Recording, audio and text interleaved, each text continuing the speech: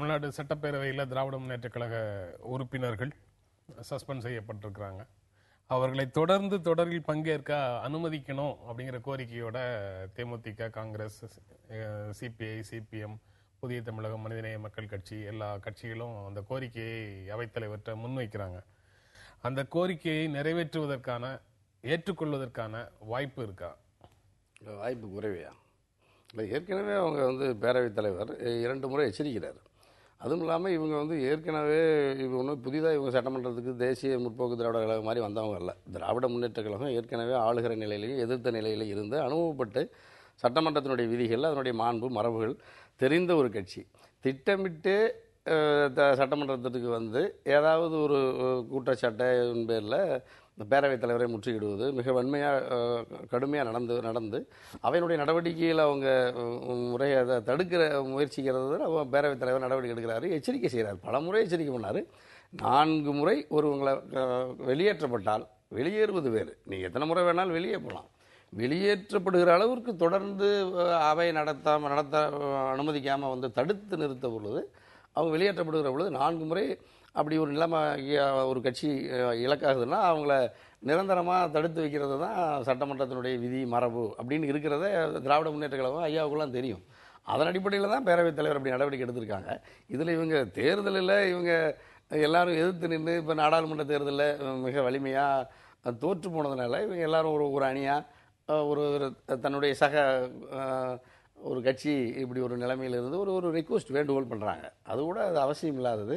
திராவிட முன்னேற்ற கழகம் இந்த கூட்டத்தொடரில் பங்கேற்காமல் இருக்கிறது தான் நல்லது. அது மட்டும் இல்லை, நாளைக்கு அவங்க இப்படி நீங்கள் அனுமதிச்சா கூட இதே மாதிரி நாளை மறுநாளும் அதே மாதிரி இந்த நிலைமை தான் வரப்போகுது. அதனால் வராமல் இருக்கிறது நல்லது, அனுமதிக்காமல் இருக்கிறது. மற்றவங்கன்னா எல்லாரும் தனித்தனியாக தானே இருந்தாங்க. இதில் ஒன்றும் கூட்டணி கிடையாது. கூட்டணி இல்லை, தனித்தனியாக இன்னும் தோத்தாலும் கூட யார்கிட்ட தோத்தம்ங்கிற ஒரு ஒற்றுமை இருக்குல்ல. ஒருவேளை புதிய அணி சேர்க்கையாக அவர் பார்க்கிறாரு இருக்கலாம். அப்படி கூட நான் சந்தேகம் அணி சேர்க்கையாக பார்க்கிறாரு. அது புதிய அணி சேர்க்கையாக இருக்கிறதுக்கு வாய்ப்பு இருக்கா அப்படிங்கறத பற்றி பின்னாடி நேரம் இருந்தா பேசலாம். ஆனா 4 முறை திமுக உறுப்பினர்கள் வெளியேற்றப்பட்டதால விதிப்படி தான் அவர்களை எஞ்சிய நாட்களுக்கு கூட்டத்தொடரில் பங்கேற்க தடை விதிக்கப்பட்டிருக்குது. அதுல சட்டவிரோதமானது எதுவும் இல்லை அப்படின்னு சொல்றதுக்கு நீங்க என்ன பதில் சொல்ல விரும்புறீங்க? அதாவது அந்த சட்டமன்றத்துக்கு ஒரு பெரிய மாண்பு உண்டு, அதுக்கு ஒரு பெரிய நீண்ட மரபு உண்டு, ஒரு பெரிய வரலாறு உண்டு.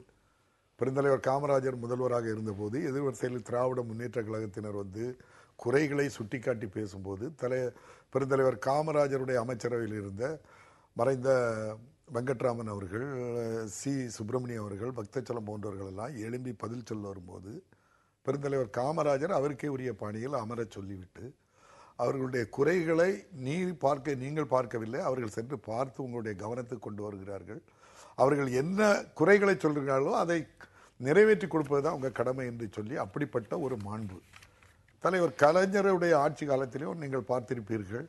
அந்த மாண்புக்கு சற்று இழுக்கு ஏற்படாத வண்ணம் மிகப்பெரிய அளவில் சிறப்பாக தான் அதை நடத்தினார்.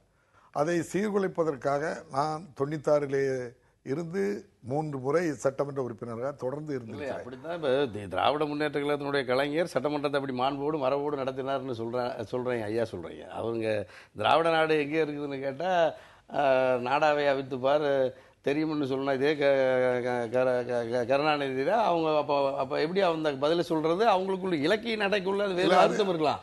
சாதாரண மக்களுக்கு எப்படி புரிஞ்சுக்க முடியும்? இலக்கியத்தோடு சொல் மரபோடு அந்த வார்த்தையில ஒரு குறைபாடு இல்லை. ஒரு பெரிய அறிஞர் அனந்தநாயகி அம்மா தான் கேட்டாங்க. அப்பதான் அவன் சொன்னான், நாடாவை அவிழ்த்து பாவாடையை திறந்து எடுத்து பாருங்கள் தெரியும் அப்படின்னு சொன்னாங்க.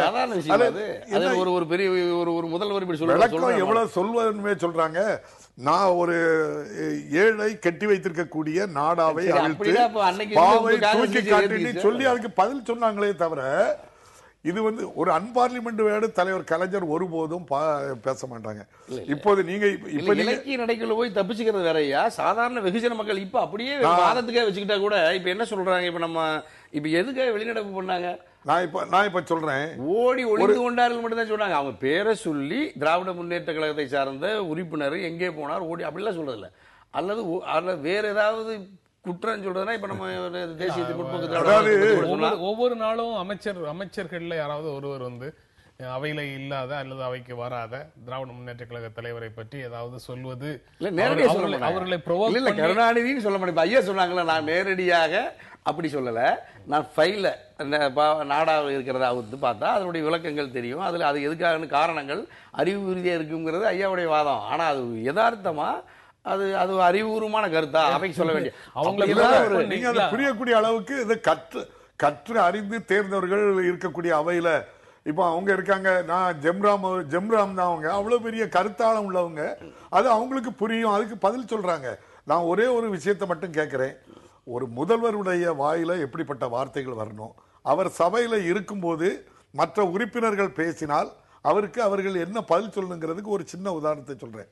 முதல்வரே சொல்றாங்க, திராவிட முன்னேற்ற கழக நம்முடைய மின்சாரத்துறை பற்றி பேசும்போது திராவிட முன்னேற்ற கழகத்திற்கு மின் அருகதை இல்லை, நீங்க தான் சொல்லி அருகதை இல்லைங்கிற வார்த்தை, அது ஒரு நாகரிகமான வார்த்தை தானா? அந்த அவையில் மின்வெட்டை உருவாக்கின ஒரு கட்சி இல்ல, இல்ல. கேள்வி கேட்கலாம்னு சொல்றாங்க. மின்வெட்டுன்னு ஒரு துறையில உருவாக்கி மின் பற்றாக்குறை உருவாக்கி நீங்க அசம்பிளில இருக்கிறனால எங்க அண்ணன், நீங்க கொங்கு மண்டலத்தில் உள்ள ஆளு சொல்றேன், மேட்டூர்ல 600 மெகாவாட்டு, வடசென்னையில 500 மெகாவாட்டு, வல்லூர்ல 500 மெகாவாட்டு, அது இதெல்லாம் அவருதான் கொண்டு வந்தாங்க மின் நிலையத்துல.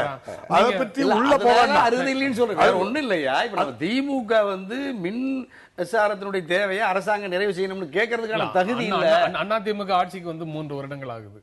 இப்போ மின் பற்றாக்குறை இல்ல இல்லையா? மின் கிட்டத்தட்ட இப்ப மிகை மாநிலங்களுக்கு இருக்குன்னு சொல்றாங்கன்னே வச்சுக்கோங்க. எந்தெந்த விதங்கள்ல இல்லை அப்படின்னு சொல்றதுக்கு பேசக்கு பதிலா இதை பற்றி பேசுவதற்கு தகுதி இல்லைன்னு சொல்றது எதிர்க்கட்சிகளை உள்ளடக்கிய ஜனநாயக பண்பாகுமா அப்படிங்கிறது. சரி, அமைச்சர் தெளிவா சொல்லிட்டாங்க. மின் பற்றாக்குறை இல்ல, மின் தடை இருக்கலாம் ஒரு சில இடத்துல, அது கூட தொழில்நுட்ப வழியில ஏற்படக்கூடிய இடர்பாடுகளே தவிர மின் பற்றாக்குறை இல்லைங்கிறத இவங்க ஒரு கேள்வி கேட்டா அவங்க 10 பதில அறிவுபூர்வமா இதுக்கு மட்டும் சொல்லுங்க. முதல்வர் அவையில இருக்கிறாங்க, ஒரு சட்டமன்ற உறுப்பினர் பேசுகிறார். எப்படி பேசுகிறார்? முன்னாள் முதல்வர் கலைஞரை பார்த்து சர்க்கரை நாற்காலி சண்டியன் என்று பேசுகின்றார். முதல்வர் பார்த்து ரசித்து சிரித்துக் கொண்டிருக்கின்றார். அதோட விடவில்லை, வெளியே வந்தவுடனே அவருக்கு வெகுமதியும் கொடுத்து அவர்தான் இப்போது சுகாதாரத்துறை அமைச்சராக இருக்கின்ற விஜயபாஸ்கர். ஆக ஒரு சட்டமன்றத்தில் கொச்சைப்படுத்தி பேசுவதை ஊக்குவிப்பதும் அதை பார்த்து ரசிப்பதும் ஒரு முதல்வருக்கு அழகா, அந்த மன்றத்துக்கு அழகா? இதையெல்லாம் நீங்கள் தனி அரசு அவர்கள் உங்களுடைய பெயரிலேயே அரசை வைத்திருக்கின்றீர்கள். கொங்கு மண்டலத்துல எவ்வளவு பெரிய பண்புள்ள பகுதியில் திராவிட முன்னேற்ற கழக ஆட்சியிலையும் கூட ஆளுநர் உரையும் போது அவரை பேச விடாம தடுத்தாங்கன்னு சொல்லி அதிமுக எம்எல்ஏக்களை சஸ்பெண்ட் செய்து வச்சிருந்தாங்க.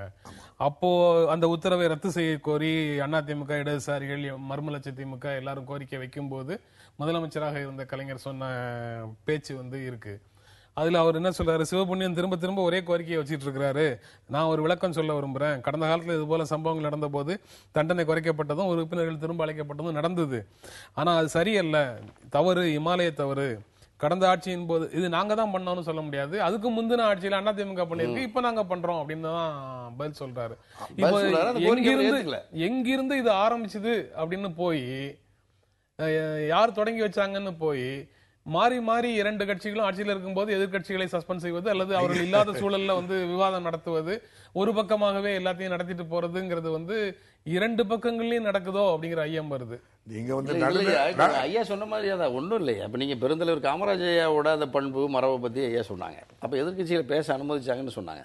எதிர்கட்சிகளை பேச அனுமதித்து பேரறிஞர் அண்ணாவை அல்லது கருணாநிதி போன்றவங்களை எல்லாம் பேச அனுமதிச்சதுதான் ஆட்சி இலக்க காரணமா இருந்துச்சு. எவ்வளவு நல்ல ஆட்சியா இருந்தா கூட எதிர்கட்சிகளுக்கு வாய்ப்பு அதிகமா கொடுத்தா அவங்க இல்லாத பொய்யே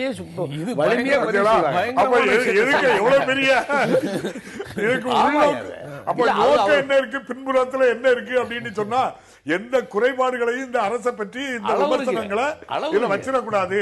அளவு இப்போது இருக்கக்கூடிய தமிழக அமைச்சர்களுக்கு எப்படி பேசக்கு ட்ரைனிங் கொடுத்திருக்கோம், இதே போல மாற்று கட்சி நண்பர்களும் பேசணும் அப்படின்னு சொல்லி நினைக்கிறாங்களா?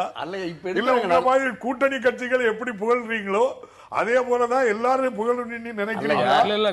கடந்த மக்களவையில தனியரசு மக்களவைக்கு பொருத்தி பாருங்க. அவையே நடக்க விடாமல் செய்தவர்களுக்கு இப்போ மக்கள் வாக்களித்து ஆட்சியை கொடுத்திருக்காங்க.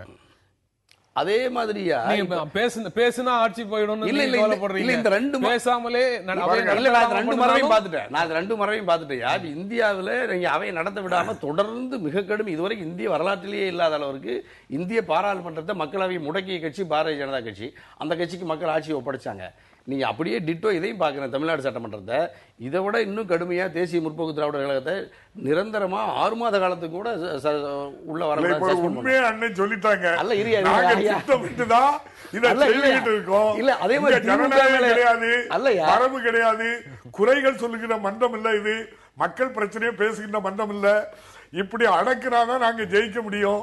அதனால நாங்க இதை செய்யறோம். அடங்காதவர்களை ஒழுங்குபடுத்தி அடக்குறதுல அதிமுக அரசு நம்முடைய சபாநாயகர் சிறப்பாக செயல்படாங்கிறதுக்காகவே மக்கள் தந்த பரிசு தான் நாடாளுமன்றத்தில். நீங்க அப்படியே மத்திய அரசாங்கத்தோட ஒப்பிட்டீங்க. மத்திய அரசாங்கத்தில் அவை முடக்கியதால் பாரதிய ஜனதா கட்சி முடக்கியது ஆட்சிக்கு வந்தது.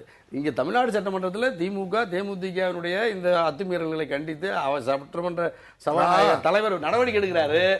நாடாளுமன்றத்தில் மக்கள் வரலாறு காணாத வெற்றி அதிமுகவுக்கு தான் தந்தாங்க. இவங்க பேச விட்டுருந்தா அப்ப நாங்க எப்படி எவ்வளவு ஜெயிக்க முடியும்?